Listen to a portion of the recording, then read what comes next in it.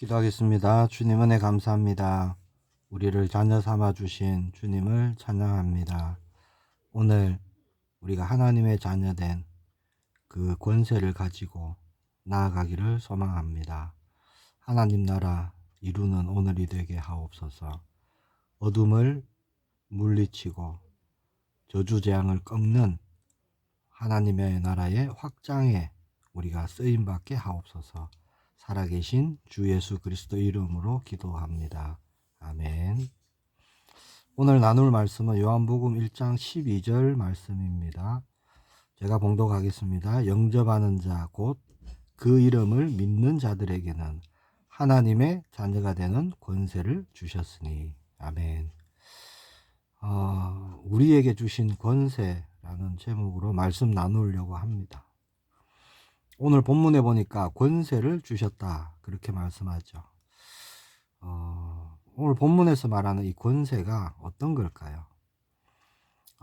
이 권세라는 단어는 헬라어로 엑수시아라는 단어인데요. 신분의 격상으로 주어지는 권위를 뜻하는 단어입니다. 그러면 최고의 권위는 뭘까요? 세상 사람들은 이렇게 생각할 겁니다. 노벨상, 아니면 올림픽 금메달, 퓰리처상이나 필즈상, 그런 것이 최고의 권위다 이렇게 생각할 수 있겠죠.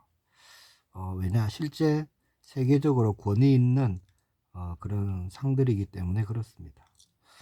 어떤 사람들은 강대국의 시민권이나 귀족 가문의 어떤 상속권, 그런 것을 생각할 수도 있을 것입니다. 사도행전 22장에도 보면 한 천부장이 그렇게 말하죠. 나는 많은 돈을 들여서 시민권을 얻었다 그렇게 말하죠. 그때 당시만 해도 로마 시민권은 권위였습니다. 자, 그런 세상의 것과는 비교할 수 없이 큰 권위가 있는데요. 돈을 아무리 많이 줘도 살 수 없는 그런 권위가 있습니다. 그 권위는 이 세상에서는 물론이요, 하나님의 나라까지 가치가 있는 유효한 그런 권위가 있죠. 그게 뭐냐? 오늘 본문에 말씀하고 있는 하나님의 자녀가 되는 권세입니다.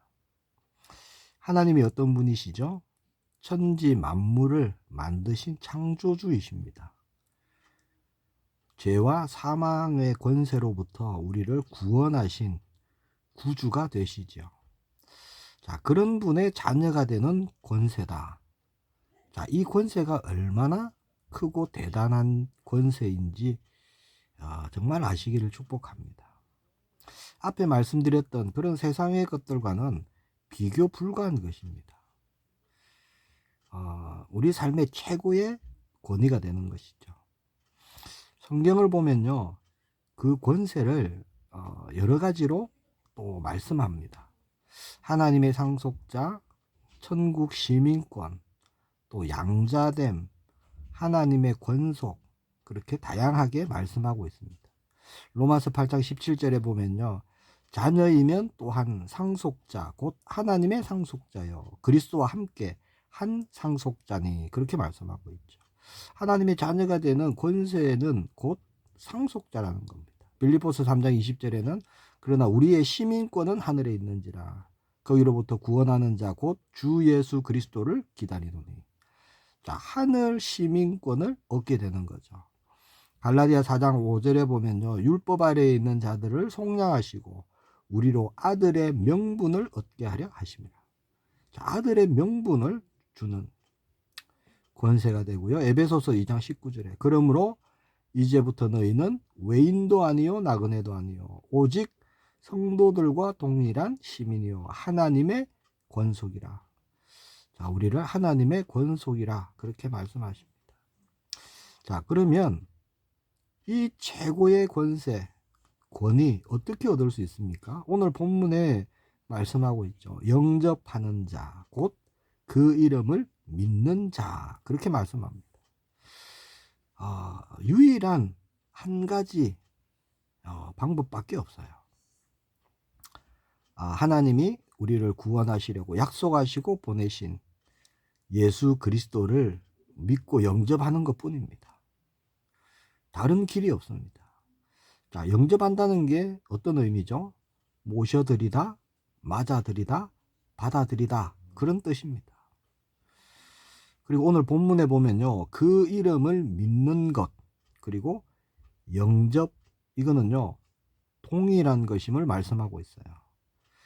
영접하는 자, 곧 그 이름을 믿는 자, 이렇게 말씀하고 있거든요. 그러니까 영접하는 것과 그 이름을 믿는 것은 같은 것입니다. 자, 그러면 그리스도를 믿는다는 것은 뭘까요? 예수 그리스도를요 전인격적으로 받아들이는 거예요. 그 이름을 믿는다는 것은 누구든지 예수 그리스도를 믿고 영접하는 그 순간, 받아들이는 그 순간, 자, 최고의 권세가 주어지는 겁니다. 참고로 오늘 본문에서 말씀하고 있는 권세는요, 권위도 되고 권리, 그렇게도 볼 수 있는 겁니다. 즉 우리가 예수 그리스도를 영접하는 그 순간 하나님 자녀로서의 권리도 얻게 되는 것이죠. 자녀로서 많은 것을 누릴 수 있는 그 특권, 그런 권리가 우리에게 함께 주어지는 겁니다. 로마서 13장 1절에서 2절에 보면 이런 말씀이 있습니다. 각 사람은 위에 있는 권세들에게 복종하라. 권세는 하나님으로부터 나지 않음이 없나니 모든 권세는 다 하나님께서 정하신 바라. 그러므로 권세를 거스르는 자는 하나님의 명을 거스름이니 거스르는 자들은 심판을 자취하니라. 자, 세상의 권세도요, 하나님이 뭐라 하시죠? 모든 세상의 권세도 하나님이 정하신 바다, 그렇게 분명히 말씀하고 있죠. 그래서 권세를 거스르는 자는 하나님의 명을 거스르는 것이 된다라고 말씀합니다. 자, 세상 권세도 그럴진데, 자, 하나님이 주시는 하나님의 자녀가 되는 그 영적 권세는 정말 어떤 권세겠습니까? 그 누구도 빼앗을 수 없고 무효화할 수 없는 영원한 권세입니다.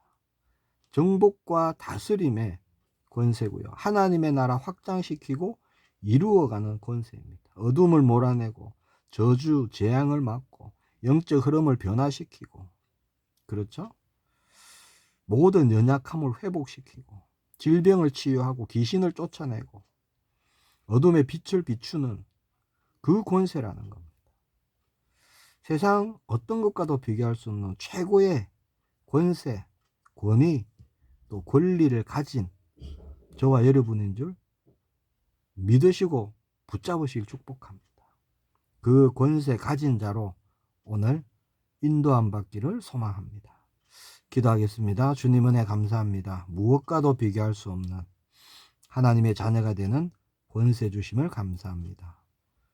권세 가진 우리 모두의 걸음이 되도록 충만으로 역사하여 주옵소서.